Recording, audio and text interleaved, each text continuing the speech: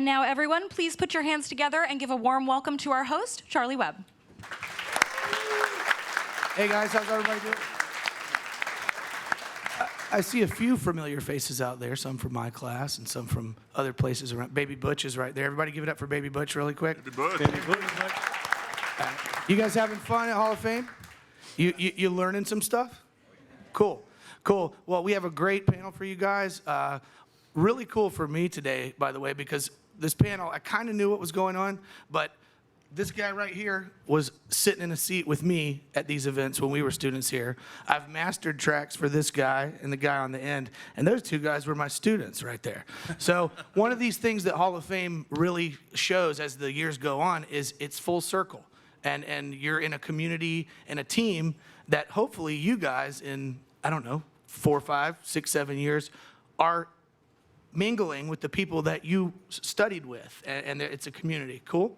So welcome everybody from Ti-Fi, guys. Everybody heard of Ti-Fi? Yes? Cool. Cool. Well, I'm going to let everybody introduce themselves before we get into it. So pass it off to my buddy here, Dan Fontana. Hey everybody, Dan Fontana, RA 98 grad. Oh boy, that feels like a million years ago. But also like yesterday. So I'm the owner of Ti-Fi Studios, and just to give you the short of what we do, we are pretty much the go-to one-stop shop for Disney entertainment, theme parks worldwide, and a lot of other clients too. But Disney's our main client, and I've assembled a ridiculous team of Full Sail grads. As you can see, everyone all the way down to the end of the table, Mr. Jeff, all Full Sail grads from different years. Can't say enough about this team. Couldn't be more proud of this team, and. With that, I'll pass it over to Mr. Dan Scott. Hey guys, Dan Scott. It's a prerequisite to be named Dan if you're in the first wave of That was his first, I saw that, I'm like, oh, he's in. Yeah. I graduated RA in 06 and Entertainment Business in 07, both with Charley as our valedictorian, not just lab partner. But yeah, we've been producing tracks and music and doing post work and everything for Disney and Dan first and myself for the past 13, 15 years. Yeah, it's been a while. And then we brought on more. Pass it on to Tommy. Hey guys, I graduated in 2011. I graduated on a Friday and started my internship with Dan Fontana the next Monday. The rest is just kind of history. I worked for Avid for like a year and a half, but came back and I've been here 7 years now, and enjoyed doing it, love doing it, and love being part of this team. All right. Well, I'm Steven. Been working with Ti-Fi for, 5 years now? Been working on a whole bunch of projects all around the world, doing all this fun stuff. Like they said, I don't want to reiterate all that stuff, but started out working internships. I've done 4 or 5 internships. I lost count. So internships are very important, guys. And be sure to be good at internships. Be a good intern. That's why I got my internship, because, I made Dan Fontana. I kind of made Dan Fontana hire me, didn't I? I was there, right place at the right time. Yeah, right place we at the right like time. to call Steven's employment a battlefield promotion. Yeah. Right place, right time, just stepped in and killed it, and he's been here ever since. Can you do this? Good. Do it and don't mess it up. But he didn't make me. No, not I'll tell you that. Made him coffee, maybe. Yes. Well, I'll pass it off to Ain't that Mr. the Jeff truth? over here. What's up, everybody? My name's Jeff Villanueva. I'm an October 98 grad myself. Prior to coming on Ti-Fi, because I've just recently joined the team about 6 months ago, I worked in the music industry as a recording engineer under Rodney Darkchild Jerkins and under DJ Khaled for quite some time. And got presented the opportunity, believe it or not, through Tommy, who I met at a panel here at Full Sail that I was speaking on.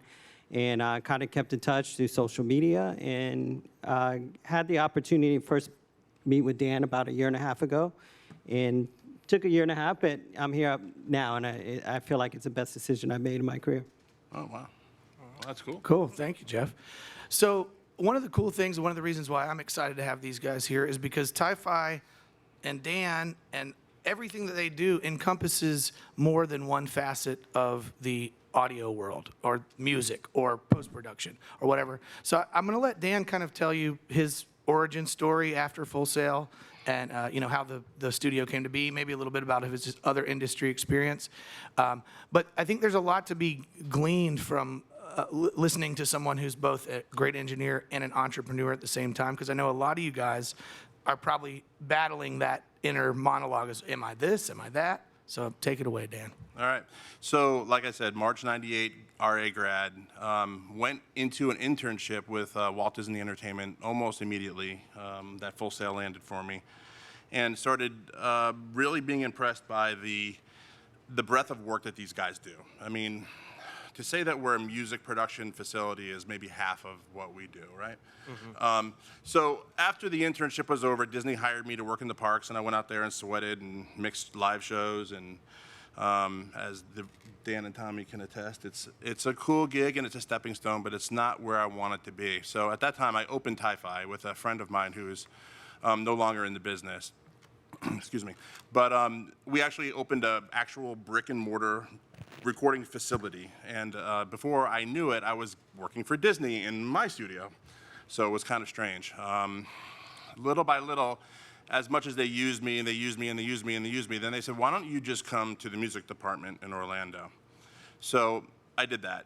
But before that happened, I kind of was a little bit not happy at Disney, so I went to LA, and I went to Miami, and I worked for Outpost Audio, and I worked for Soundstorm in LA, and worked on a bunch of pretty big movies. I worked on Wild Wild West, I worked on the Thomas Crown Affair, I worked on Simpatico, you know, not the greatest movies that were made, but it was a hell of an experience, I'll tell you, to be in the Hollywood system for a while.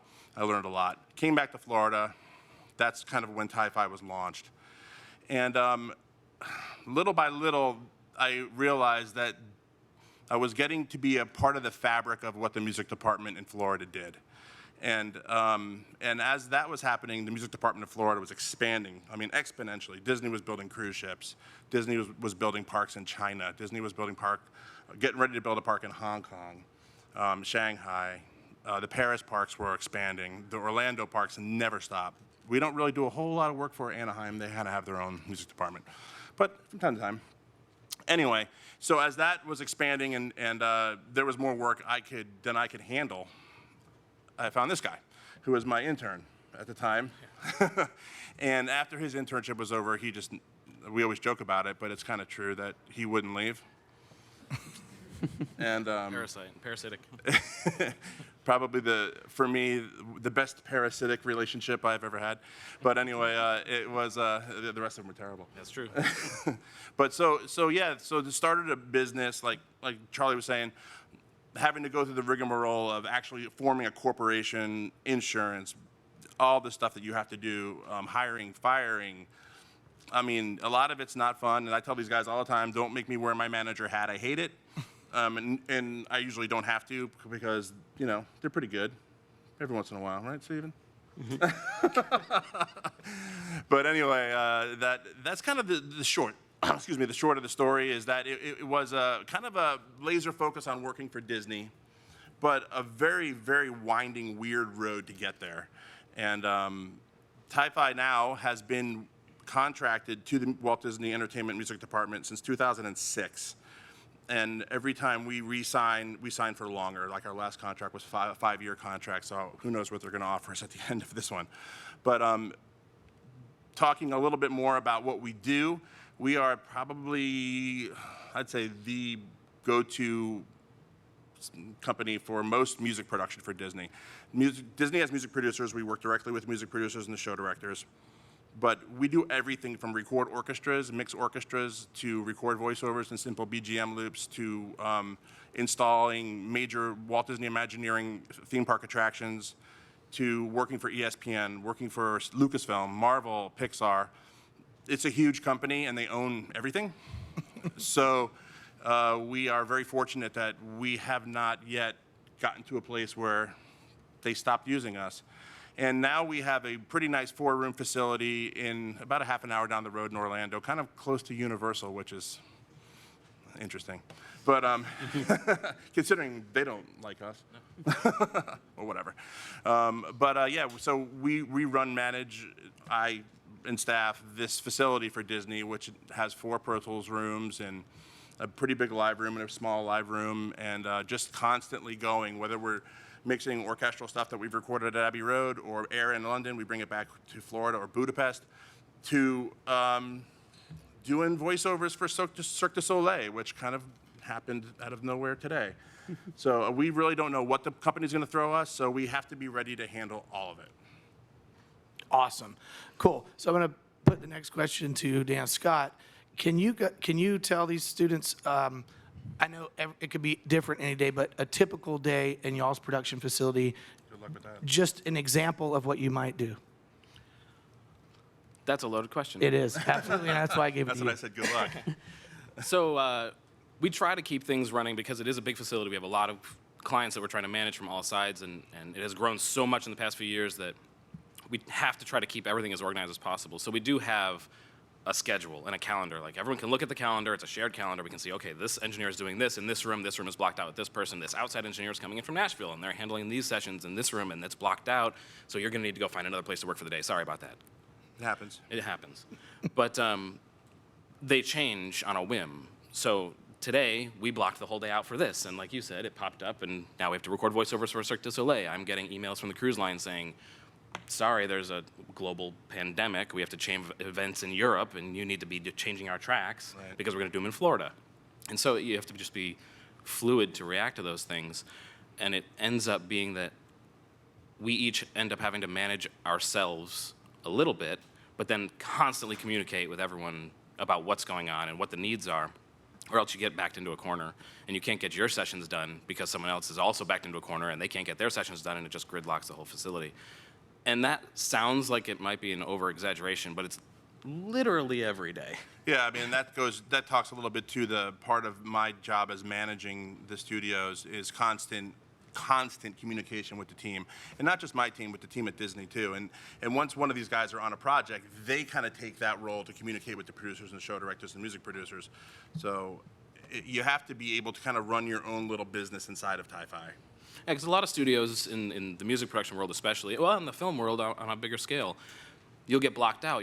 I'm going to come in and record my record. I'm going to lock the studio out for a month, and that's what you're doing. In the film world, we're working on this film. We're locked in the dub stage. We've got 2 weeks to dub. We've got 3 years of pre-production, and we don't have those timelines. No. Especially now, the theme park world is reacting to what's going on in the world socially very quickly. Probably starting about 2014, when the movie Frozen came out. They told us, because it was a surprise hit, Disney didn't think that movie was going to do very well at all, or average. They didn't think it was going to be what it was.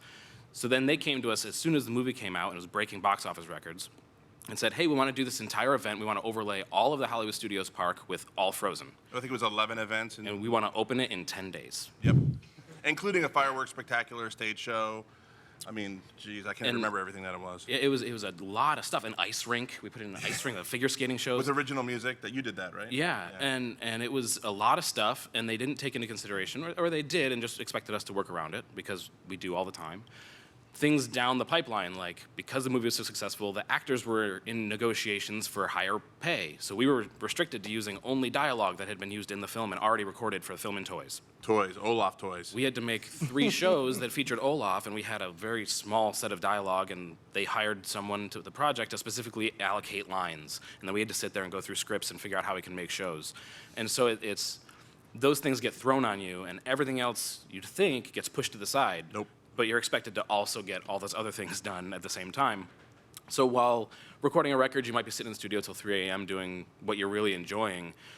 We end up sitting in the studio till 3 a.m. doing 10 things we really enjoy, but we don't get to realize that for 2 weeks when we get to sleep. Well, there's always the moment where you can walk out into the parks and the shows happen, and it's pretty awesome to watch the guest reaction to our work. So. Yeah, because our shows, they entertain millions of people. Probably some of our bigger shows entertain more than the highest grossing films every year, I would say. Easily. I mean, Happily Ever After, which is our fireworks show at the Magic Kingdom, can have an audience of somewhere near 20 million a year. Wow. And I mean, that's pretty massive. So, to answer your question, yeah, we don't know. Well, Dan just kind of made me think of another question, and with all that stuff that you have to do, and Tommy, you can get on this one, it's having a team that you can rely on. You guys are learning this here at school right now when you do your group projects, is like, and I see sometimes I'll get a month where one person's carrying the whole load. That's obviously not happening here. No. So if you guys could talk about how maybe you pick up the torch when you see somebody's, Sure. So because there's so much going on all the time, we always have to be ready to step up and help out one of the other engineers. I would I say mean, Happily is a especially good on the example of how you guys stepped in and saved my ass. Yeah. So the bigger projects, the spectaculars, are definitely a good example of that. So it'll come down to crunch time, and we need everything done. You know, programmers need to program, so everything has to get done. So we get all hands on deck. And I think that we can all rely on each other really well. Yeah. You know, and we really have like set a bar for the quality of work. And I think we're all there, so we can confidently hand off projects to one another, knowing he'll do this the same way I would do it, you know, and then I'll be able to step back into it when possible. So I think having a really good team goes a long way. Absolutely. Cool. Yeah. So here's something that I was thinking about with students, specifically. How many of you guys are RA students? Okay. What's everybody else? Show pro, film. Okay. Cool. So RA in that world tends to yield itself mostly towards the idea of this music production thing. And I remember when Tommy was in my class, and you know, we're doing all that kind of stuff. I think a lot of the stuff that they may be able to tell you about the types of things they do might open you up a little bit more to some of the different types of audio things that are going on out there. Where he's talking about theme park installation. Has anybody been to the new Star Wars thing? Raise your hand. Let's go right to that, because here's what I thought was cool, and I haven't even talked to you guys about that yet. Like immersive audio. Yeah. Okay, so any of you guys talk about that? I think that Disney's into, like you said, immersive audio. Not just audio, but immersing the audience in completely in what they do. Like if you rode, like say Pirates of the Caribbean, right? You are immersed. Audio, video, smell, feel. Everything is put there for a reason. And now with audio kind of really breaking through with that, we're getting past 5.1 and 7.1 surround matrices, and we're getting to 23 to 4. And that's when I hand it off to this guy, who has worked with some pretty great industry leaders to develop new and pretty interesting ways to mix in these immersive environments. Pandora would probably also be another really cool one. Dan was on the team that did all of the sound design for Pandora at Animal Kingdom. So when you walk through and you hear all the sounds, the banshees flying overhead and all that stuff, you can think of this guy. Star Wars Land, where we weren't quite as involved with that, but I was personally involved with original music composition for the Cantina, but that's another subject. But you want to speak a little bit about immersive audio? Yeah, it's an interesting thing because it's really come to the forefront in the past few years in both film and what we do with installations.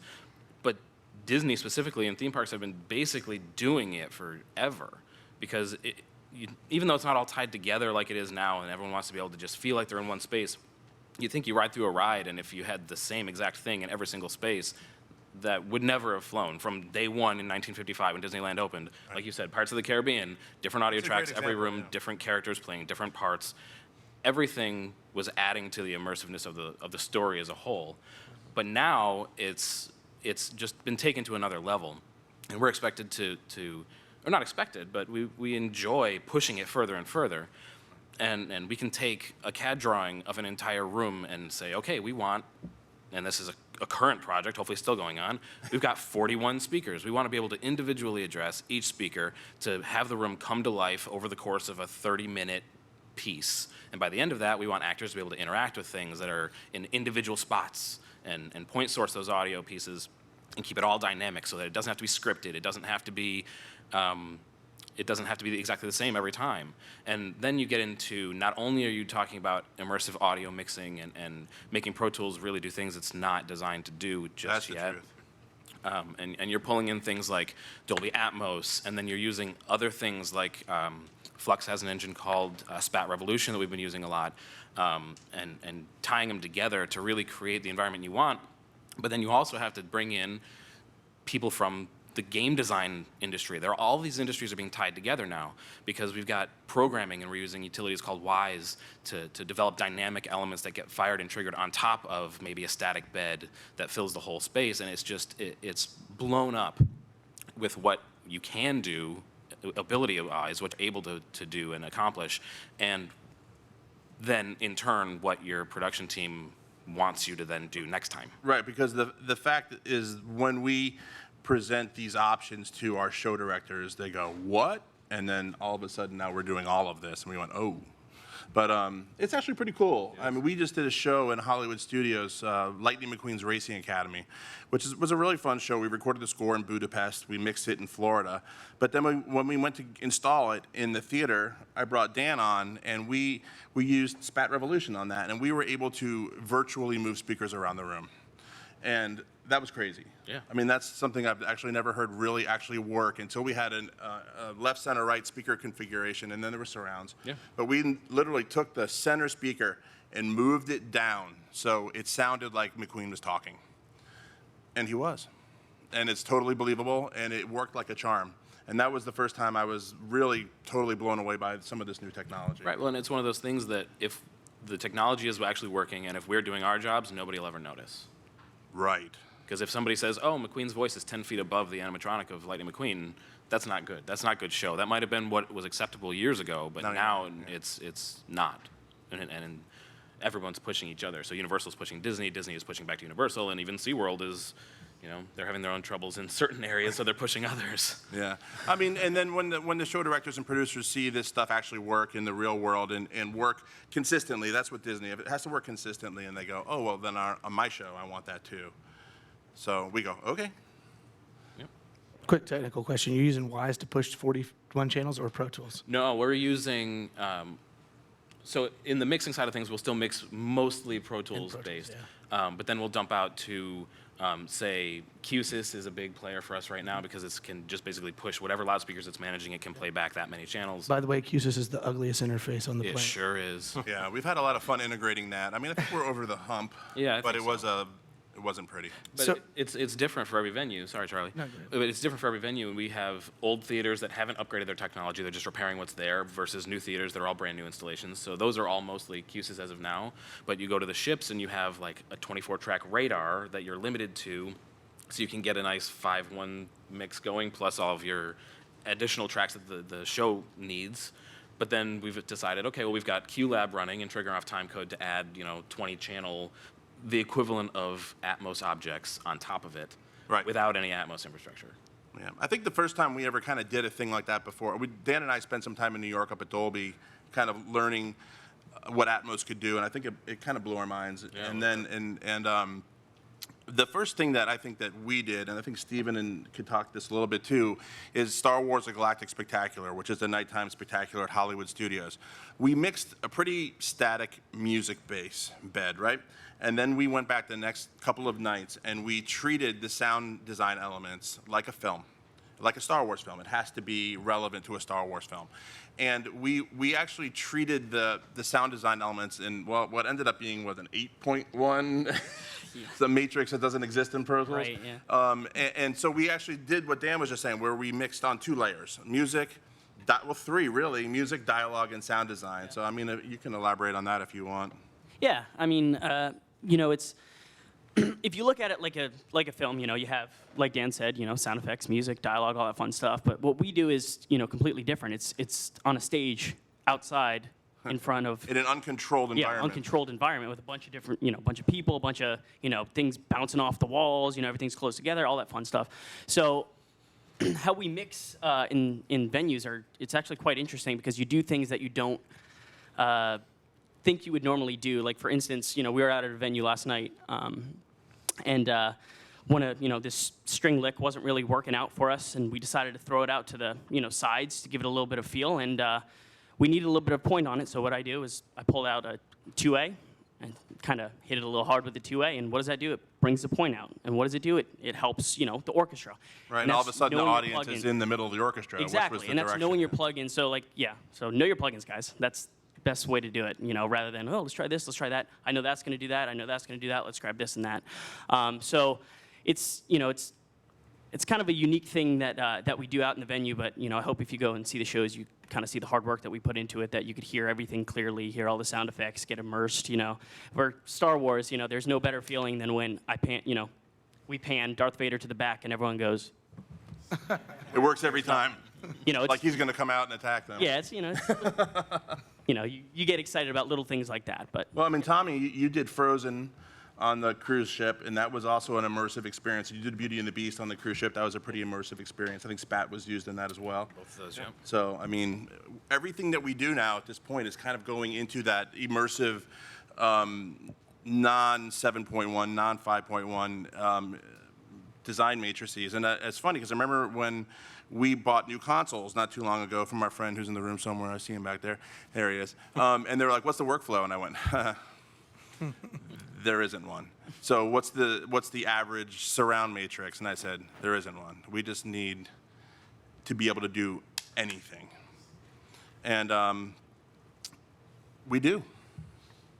So one of the things I'm hearing and what they're talking about is that there's constant learning of new technologies. Definitely. And Yeah. for you guys that are close to graduation or whatever, realize this, the amount of time you're going to have to spend learning new stuff is constant when you get out of school. And you have to stay on top of it or somebody else is going to take his gig from. So how do you guys find time to do the trainings, to do all the stuff when you have new stuff, or do you just We do it on the fly. on the fly? On the fly, yeah. I mean, I have to take my hat off to Dan Scott, though it drives me insane to open up Pro Tool sessions and I'm missing 10 plugins.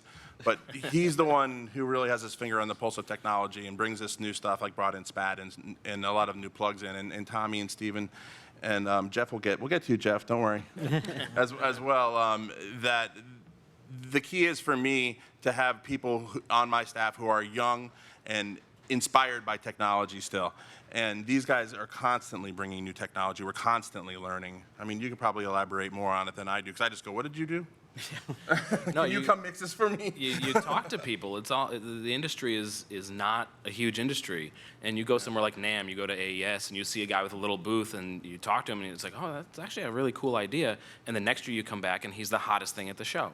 Yeah. So if you get in with those people when they're nobody, they remember that, and then they keep you on their teams. So it's like if I need something from Flux about Spat, I call the guy that is The designer. and he goes, "Oh yeah, that's a problem. Sorry about that." And then he has me a fix in a day. And they're growing. They're doing all sorts of things all over the world, but they've always got the red light lights up and they answer just because you give them the time of day. And we're Disney. Well, that too. But the thing is that with kind of what we were talking about a little bit earlier, that this business is, and I think most businesses, but especially entertainment, it's all about relationships. And I have to keep a great relationship with my guys. I have to make sure they're happy and they're paid well, or they'll mutiny.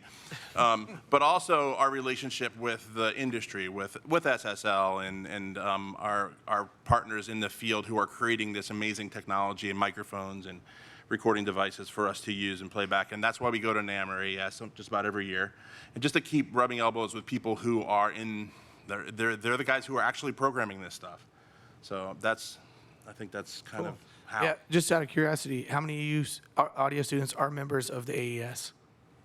This happens to me. I teach the last class in RA, and I ask this question every time, and it's terrifying. Get involved in these things, guys. What they're talking about, those relationships will pay you back in spades. Right, it takes you to the next level because we exist on the level we're on, and we all want to dream high and climb the ladder. But those people are the way to do it, and using the industry. They're out there. They want to talk to you. They want to know you. They want to know what projects you're working on. They want to know your engineers, and your sound designers, and your composers. They're there for the taking. Cool. So, Dan, can we get in a little bit of technical stuff for some? Are there any audio geeks in the room in here? Yeah, okay, cool. I'm curious, what converters do you guys use at your? So we when we put in our consoles, we put in Studio A has a 48-channel SSL duality, Studio C has a smaller 24-channel duality, and Studio B we put in a API 1608 hybrid with an S6 controller.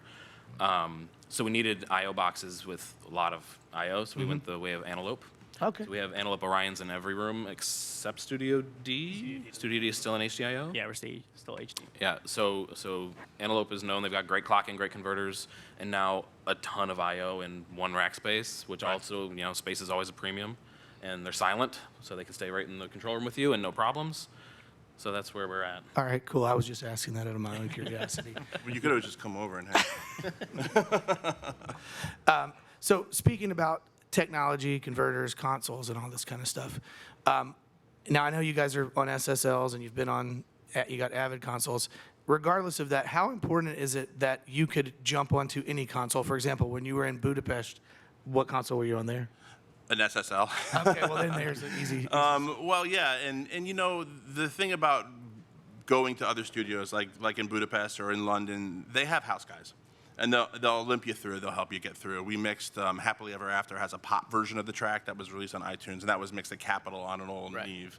So once you get used to the environment of how a console operates, an analog console operates, you can move around with the help of the house guy who knows the intricacies of the proprietary setup of the room. But I don't know, I think that we could probably go anywhere and work on anything. Work out the signal flow. And Away we go. Yeah. I get a lot of students at the end of the program saying, all right, what consoles should I learn before? I said all of them. Yeah.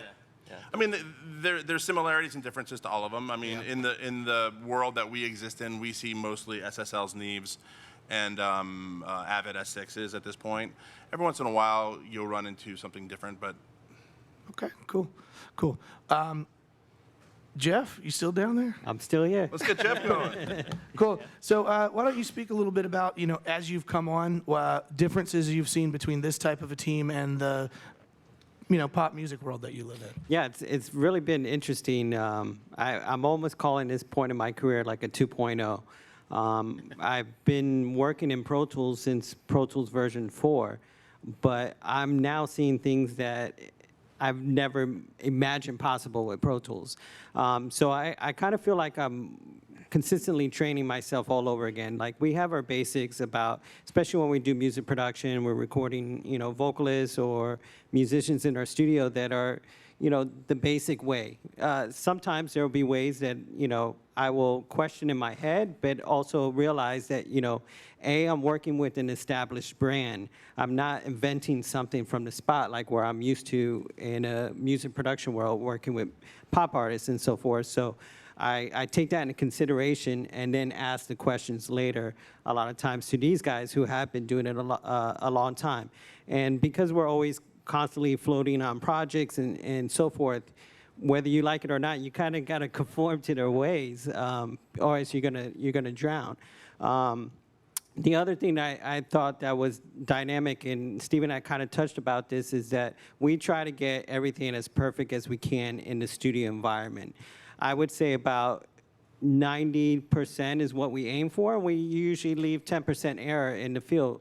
And usually we'll get out there, and all of a sudden, we're boosting a frequency, to have the dialogue pop out. And yeah, you're boosting, sometimes 5, 10 dB. Sometimes I think the running joke last night was, put an L2 on it, put another L2, and then throw an L3 on it. Yeah, some of our EQ curves are unholy. Yeah.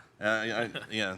Anyway, go on. But at the end of the day, when you listen to it in context, even though you're doing what seems to be wrong, it's so right in that space, and it's what puts the show together. Last night was my kind of first experience seeing a whole mix. I've been to a couple venue mixes, but the simplest thing from a producer saying, okay, let's mess with the divergence a little bit more. And we were talking about placing the orchestra, putting the woodwinds more into the center, and it just opened up like how you would open up your stereo mix, being able to use frequencies and use panning to create the right spaces in the environment. Awesome. Cool. Can't wait to see that show, whatever it is. Sounds like it's got a lot of space in it. It's Disney Movie Magic.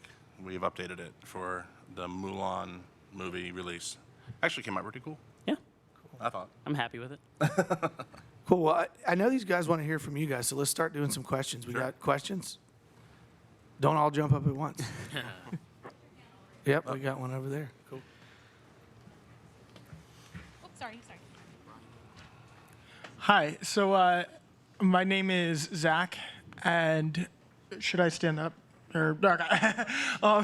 There you are. I've been dreaming of working in Disney like all my life in the theme parks, and I just want to know what you guys think the best way to get there would be. Wow. Jeez. I've always preached to get really good at one thing. Throughout the experience in the years that we've been doing this, I hate to say this, but we're really good at a lot of things. But you have to make yourself valuable. So get really good at that one thing. Make yourself invaluable. Or you could just do like Dan Scott did and just never leave. But You got to get in first. oh yeah, we did let you in the door, didn't we? But that's kind of a tricky question because I and Dan as well went through the whole theme park daily ops grind, and it was hard to break out of, but it's possible. So if you want to work for Disney in that capacity, then yeah, get your show production, your live mixing sound chops really up, so to the point where you're valuable on day one, and then you can move around from there. That's one thing about Disney is that it's such a gigantic machine that there's so many different ways you can go. So I would say make yourself really valuable at one thing that you can get in the door with, which for Disney is live sound, really, and then you can move around within the company. Cool. Anything you guys want to add to that? Because you guys all got in too. Just be persistent. That's a big There thing. it is. Once you get a little foothold, whether it's even a job, once you get your name known by people, known by the guy that's doing the interview, known by the receptionist for the guy that's doing the interview, then you get little things like, hey, there might be interviews this Thursday, you probably should come by. And, you'll get, it's all about people. Once again, it comes back to the same thing. The industry is small enough, it's all about people. Not necessarily who you know, but who likes you. And how really? how personable you can be. I've tricked you all these years. Yeah, he's right. It's a networking thing. It's a relationship thing. We don't only just work together. We hang out together. Our families are all friends. Our kids play together. I mean, we're a family, and that's very important to me to have a family around me that supports not just Ti-Fi, but we support each other personally, in a lot of situations through good times and bad times. So make sure that when you're relationship building and you're networking, that's probably one of the most important things and one of the most important ways to get in. Cool. Who's next? Hi, I'm Luke. Hey, Luke. So I'm in film, and I had a question more related to film side of stuff, but also I guess actually two questions, if that's okay. Which is first one is what would you say is the most similar between audio for film and audio for theme parks, and immersing someone inside of.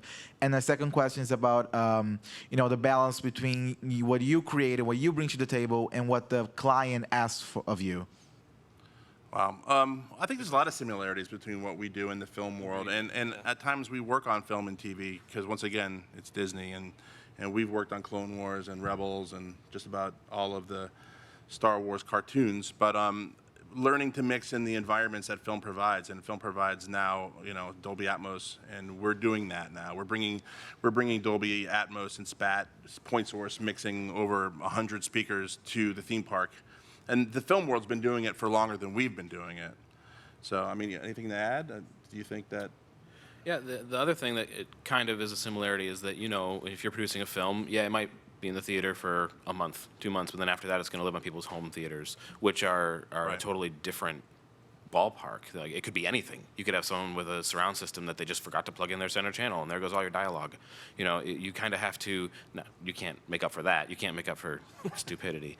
But Though we try, but you have to kind of. I don't want to say water down your work by any means, because you don't want to do that. But you have to think ahead. And so in the theme park world, that means getting with the person designing the sound system, figuring out what the sound system is, what the playback is, what the speakers are going to be. If they're 400 feet across water and you have to deal with wind blowing your sound away before it gets to the theater, we've had that. Or if they're right here and you have to deal with all the high end reaching you before the subs that are 10 feet back, we have that right now. It's all about thinking about the final product, not the final product in your editing bay, not the final product in the studio, not even the final product in the theater. The final product is where it's going to live for the longest. So in film, that's home. True, and I think that to your other question, I think Tommy could elaborate on this a little bit too with the client relations. That's one thing that really landed Tommy as a firm part of this team, is that the clients just love the guy. One of the it's true, and so when your clients trust you, then you can kind of do your magic. And they're not sitting here going, no, move this here, move that there. And when you first meet them, they'll try. But Tommy, you could talk a little bit about client relations and how people gravitate towards the people they know and trust. And that's, once again, back to relationships and networking and people skills.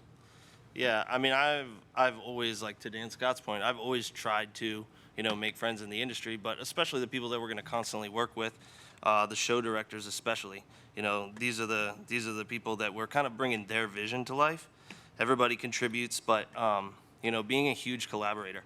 Like even if I don't agree with the idea, I try to support it, see what I could do to make it better, and it's really just become a fun process, for me and the show directors, to the point where they trust me, and then I get input, and then they'll ask me, what should we do here? And then you get free drinks. Yeah, free drinks. Everybody loves free drinks. But I think it just makes the process so much more fun and less of a job. Like we're trying to create something. And I mean, I'm sure most of you guys are creative. That's why we like this industry. But, it really gives me the power to have a lot of say and be able to do the best of my ability, by trying new things. And that's really a big one too. Hey, can we try this? Yeah, try it. And, sometimes they don't like it, but, they trust me enough to try it. So. And it gets easier and easier, right, as time goes on and you work with the same people over and over again, that they'll end up just letting you do it. Yep. And that for us, it's a lot of fun because then we can be creative as well as being technical. Mm-hmm. That's a really good point. Like when you're working with any producer of anything, being able to secretly train them to do it your way is a big part of this industry. Yeah, we always talked about how we would train the stage managers at Disney parks to just leave us alone. And then new stage manager would come in and be like, oh, start all over again. Make friends with people. That's the idea. Find people that you relate to and find those things that are relatable and become partners. What was the second part of your question, sir? That was the second. Oh, that was the second. Okay, who's next? This guy right here. How you guys doing? My name's Lucas. My question is actually for Jeff.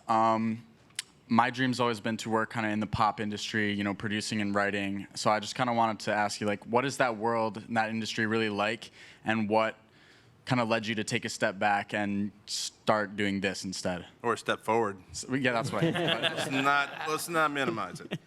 Well, for me, the challenge to jumping in this world and not to come off, cocky or anything, but I was able to accomplish a lot of my dreams that I wanted to in the music industry. And, I have family, so this was a perfect match. I'm originally from Orlando, so to come back home and kind of settle into an environment where I can still be me creatively and learn something new and keep on pushing myself to the next level was very important in coming aboard Ti-Fi. As far as the pop industry goes, man, it's fun, but it's really weird in a sense that you almost feel like you're an artist yourself in some type of way. If you're not on the biggest projects, if you're not in the same rooms as those big industry people, whether it be managers, writers, or so forth, nobody really knows who you are. So you have to get into those rooms. And a lot of times I tell people, I know financially it's not as easy to do these things, but you have to find a way to get yourself into those rooms, into those situations, and you're going to have to step out and make those moves, whether it be to LA, if you want to work in the country business, you got to move to Nashville and that type of stuff. I usually tell people to, figure out where your favorite music is made at, look at the credits, even though it's a little bit harder to find credits nowadays, but see where those studios are being made at. And then at the same time, we talked about AES. As a songwriter, as a producer, get involved with BMI, ASCAP, Grammy Foundation. These are all opportunities that you can get in now as a student. And I joined AES as a student because it was recommended by my teacher, and I went to the AES, and I'm like, what the hell am I doing here? I don't know shit right now. But at the same time, everybody in that organization is not judging you. They're looking at you as like, you know what? Who's that guy? I need to go talk to him. Or, he cares a lot about his industry because he's paying, a membership to be at this conference right now. So, we're all people. The worst that they could say is no. And, what's great about Full Sail and opportunities like this, you have other Hall of Famers and people that are here that have worked in that industry, and they know what it's like to get into it. So reaching out to them, you know, and touching base with them and seeing what their struggles are. But most importantly, once you get in those situations, is about making yourself indispensable. You know, whether you know how to make the best coffee or you simply, you know. That's what Tommy did.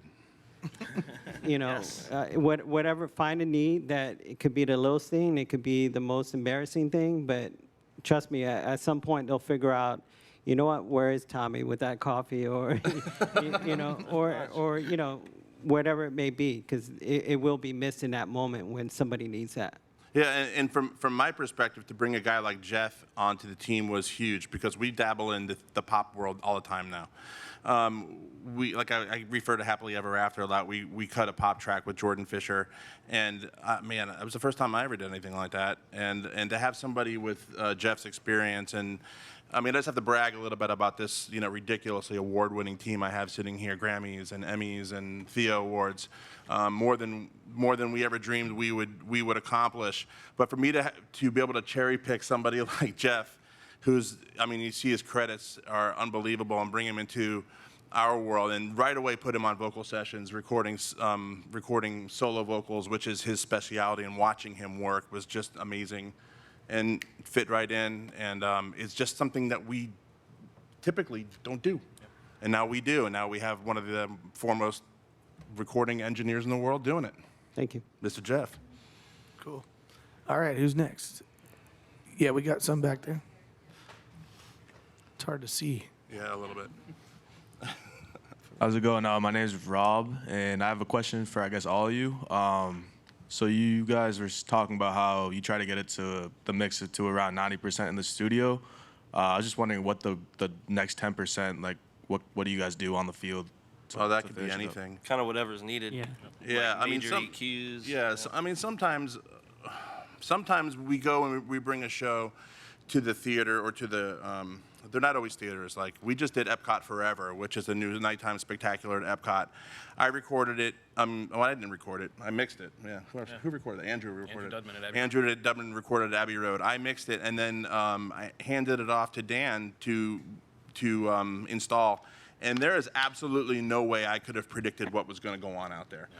You're dealing with everything from just a regular stereo pair to a ridiculous surround sound matrices. You're dealing with speakers that don't work, and we don't know why. I mean, you name it. Sometimes you plug an orchestral mix into a system. Magic Kingdom's probably a pretty good example, and it's like, whoa. Or like last night at Studios, it was like, oh, this sounds pretty kick-ass right out of the gate. And other times, just like, oh.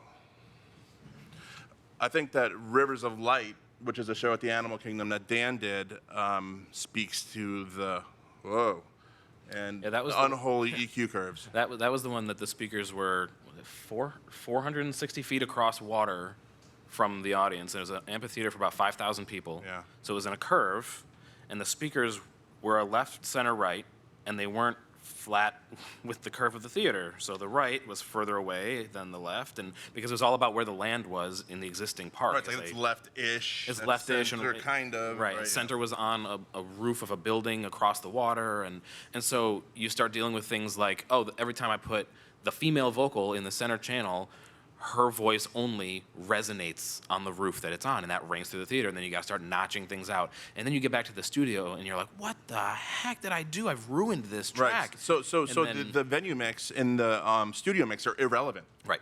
Yeah. So then you just have to be confident in what you're doing because you're second guessing it every step of the way, because you look at things and you remember coming in on the consoles in the studio, and you turn the knob just a little bit and you hear what you need, but every little knob turn over the course of 400-something feet doesn't come through. So you've got an EQ with giant boosts and giant cuts and things that you are always told if you're doing this, then there's something wrong with the track you need to address first. But in this instance, that's not always the case. It's just what has to be done to fix it. And it kind of goes into makeup mode. You're making up for what the system and the environment lacks.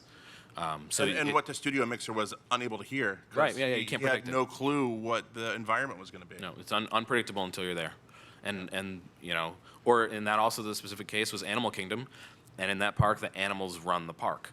So they have to have, literally, they have to have 8 hours of silence from the time the park closes to the time the park opens. And we have sound meters in all their enclosures, and the animal veterinarians sitting behind us while we're mixing, going, oh, you hit 90 dB in the monkey enclosure, you've got to turn the show down. And you can't, there's no way in a studio mix you can predict any of that. And so you've got to turn down, okay, which speaker is closest to the monkey enclosure? Let's turn just that one down for this one spot. And it ends up being a lot of overnights when the parks are closed, just trying to get that last 10% to get the show to sound like what you wanted it to sound like in the studio, to be reproduced that way for the guests every day. Yeah, and to elaborate a little bit, this lately, I mean, over the last couple of years, we've been doing all of it. We've been doing the studio mixes and the venue mix installations, and it's really helped. Because of the fact that if I'm going to mix a show for Epcot, I know where it's going. I know the rig. If we're going to mix a show for Animal Kingdom or for the Magic Kingdom or Disneyland Paris or Shanghai, I mean, we do shows all over the world, or the cruise line. We kind of set ourselves up for success in the best way possible in the studio, and then we deal with the unknowns. Cool. Where's the next one? It's over there on the right. I see a silhouette of a hand in the air. Hi, Joe from Music Pro. I wanted to know, like, when it comes to actually mixing like big spaces like that, do you guys use like a software like CAD to like figure out where the speakers are and then like figure out how the sound is actually going to hit? Sometimes. Yeah, sometimes. So we talked a little bit about SPAT. SPAT allows you to actually drop a drawing in. It doesn't program where things are, but that way you can get your measurements and your relative spaces between speakers. And so I'll drop a CAD drawing into SPAT and place the speakers, which then correlate to the exact outputs of your system right on the drawing. And then you just kind of deal with the elevations and XYZ coordinates of all the speaker locations. But normally we don't have to create anything in CAD, if that's what you're asking. We get, Disney has teams of people for every discipline. Yeah. So we get the drawings from the technical director or from whoever is physically putting the speakers there. And then sometimes we have to double check them because a CAD drawing isn't always exactly what gets installed. But yeah, they're definitely helpful. All the tools you can get, if you talk to the technical director and they like you, they'll give you what you need. If they don't, they'll say, measure it yourself. Yeah, and it's always really good for a guy like me to have a really smart guy on my team. So he helps. I go, figure this out. Yeah, and then I write manuals. This is true. Yeah. Cool, good question. Where else? We got one. I can't see. Is your hand up? Scanning the room. He's got one right back there. Don't be bashful. Sorry. Brandon, recording arts grad. Hi, Charlie. Hi, Brandon. How are you? Doing well. So my question is more composition, if you can answer, and if you can't, just skip me. And that is when you did music I think you said music in Pandora and a little bit in the Cantina for... Music more for Star Wars, sound design for Pandora. Okay. Yeah. How do you create music that blends into the environment, but also still provides atmosphere, essentially? Yeah, well, when I was tasked to write we ended up with 4 songs for the Cantina. First of all, I'm a Star Wars freak, so I totally get it. And in Star Wars, there's always that music that's played that the characters can hear. There's the beautiful John Williams scores that are made for the audience. And then there's diegetic music that's played in the venues, like the Cantina or in Indiana Jones, there's street music playing. So the first thing we did was approach it as, what's the next song in the set of Max Rebo, Sipes and Duels and the Max Rebo Band in Jabba's Palace? So we listened to their music and their orchestrations and their arrangements, and my writing partner, Roger Butterly, who's also a Disney music producer, we're able to just do it. It came naturally to us. But the reason for that is that we understand the environment and we understand what the needs are of that band. We put ourselves in that band. And then the other song we wrote was like a reggae piece, like the Shagkava piece in episode 7.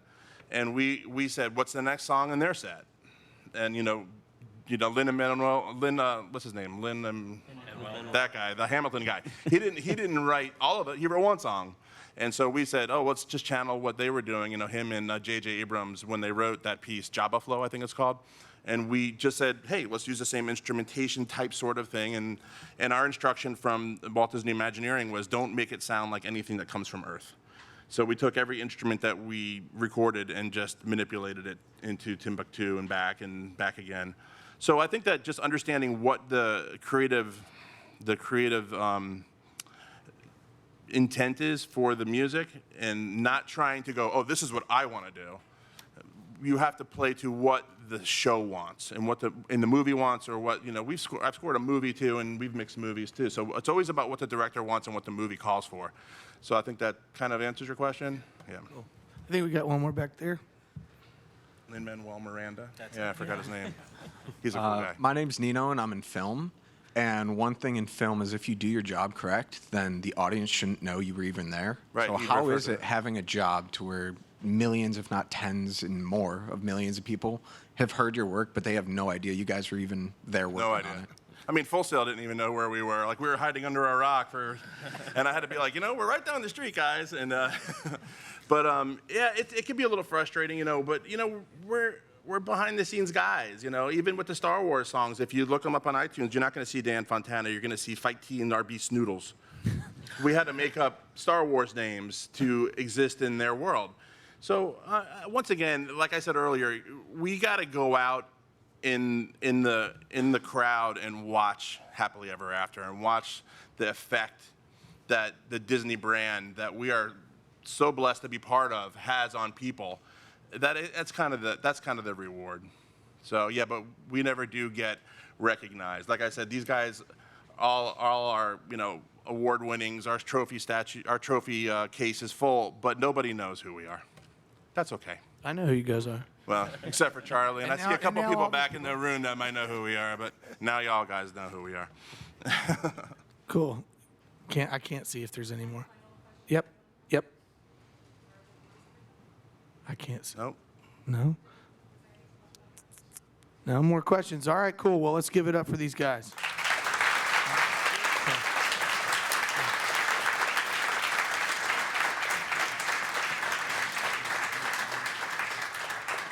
Any closing remarks, guys? Actually, I have one. Okay. Surprisingly Wow. enough, I have one. Get it, Well, by Dan. all Get means. it. So, I don't know if it's just being here, I've been inspired.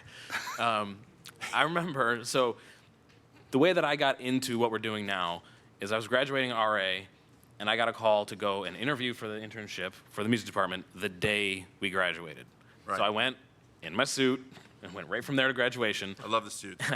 Yeah, the only one that ever interviewed in a suit. But talking to Dan, I was like, oh, I'll make it work. I'm doing entertainment business. I don't know. I've heard it's not full time. And he was like, no. Just come back in 9 months, which was really great of him. And also really great because I knew what I was doing when I finally did get out of school. But I got there, and immediately had what I'm sure 50% of you at least are going to have. I had the just out of college crisis of going, oh my God, I just graduated from Full Sail. I spent a ton of money to be there, and I loved every minute of it, but now I feel like I don't know what I'm doing. And I watched Dan work, and I watched them building shows and watched them mixing, and I sat in the back going, oh, I made a huge mistake. But then you have to stop and you have to think about it and sit alone in your apartment in Winter Park on Goldenrod Road and realize, like, okay, first of all, if I hadn't gone the path I'd gone, I wouldn't have been in the room. So that comes back to you want to be in the room. Second of all, if you hadn't gone the path I'd gone, wouldn't have any idea how to even start building the skills that I already had the beginnings of to get to that point and be able to stick with it as we push it further. So you just have to take a step back and look at your life, because afterward, you're going to have crisis. It's all going to be okay. Just stick with it and keep pushing yourself along and find people who will help you push through your beginnings of your career. Yeah, and totally agree. I had the same revelation when I walked into the music department and I was watching what was going on. I was like, oh. But now I run the place. So it's totally doable. It's all doable. Walt Disney would say, stick-to-itiveness. And that's what it is. Find what your dream is and stick to it. And don't let it go. And it will take you down a crazy, winding, wobbly road of disappointments and failures and successes. But at the end of the day, you'll land somewhere. And we did. Mm-hmm. So take everything you can get out of this school. I mean, I was a horrible student in high school and in middle school. But at Full Sail, I was front and center. And I learned as much as I could from the teachers. And I picked their brains till I drove them crazy. But that's what you have to do. And once again, can't emphasize it enough. Build relationships, become friends with people, and like my dad would always say, just be cool. Yep. Cool. All right, thank you.